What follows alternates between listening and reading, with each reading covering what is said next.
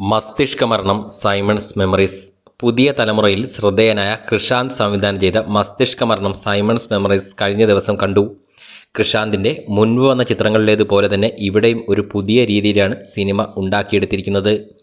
നീരജ് മണിയമ്പിള്ള രാജു, ജഗദീഷ്, രജിഷ വിജയൻ, സഞ്ജു, നന്ദു, വിഷ്ണു അഗസ്ത്യ, ദിവ്യപ്രഭ, സുരേഷ് കൃഷ്ണ തുടങ്ങിയവരാണ് മസ്തിഷ്കമരണത്തിലെ പ്രധാന താരങ്ങൾ.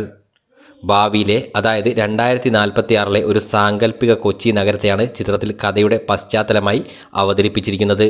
2046 കൊച്ചിക്ക് എന്തൊക്കെ മാറ്റങ്ങൾ വന്നേക്കാം എന്നൊക്കെയുള്ള ഇമാജിനറി ആയുള്ള ചില കാര്യങ്ങൾ ക്രിയേറ്റീവായി സിനിമയിൽ കാണിക്കുന്നുണ്ട്. അതുപോലെ തന്നെ വരുന്ന കാലത്തെ ഇക്വാലിറ്റി കോൺസെപ്റ്റും സൊസൈറ്റിയിലെ വിഭാഗീയതയും ആളുകളുടെ ചിന്താഗതിയും ഒക്കെ എത്തരത്തിൽ ആയിരിക്കും എന്ന ഊഹങ്ങളും ചിത്രത്തിൽ സാങ്കല്പികമായി കാണിച്ചിരിക്കുന്നു.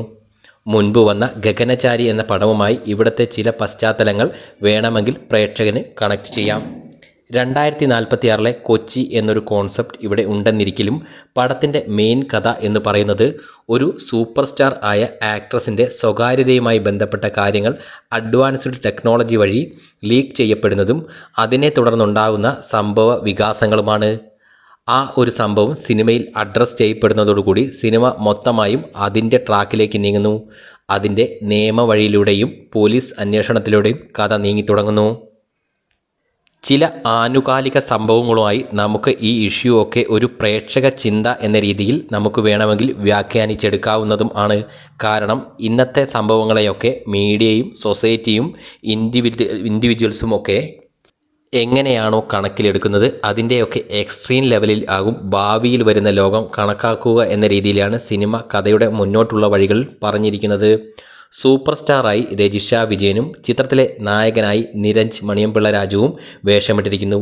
ദിവ്യപ്രഭ രജിഷയുടെ അസിസ്റ്റൻറ്റും ലീഗൽ അഡ്വൈസറും ആയി വേഷമിട്ടിരിക്കുന്നു. ദിവ്യപ്രഭയുടെ ക്യാരക്ടർ ചിത്രത്തിൽ വെറൈറ്റിയായി തോന്നി.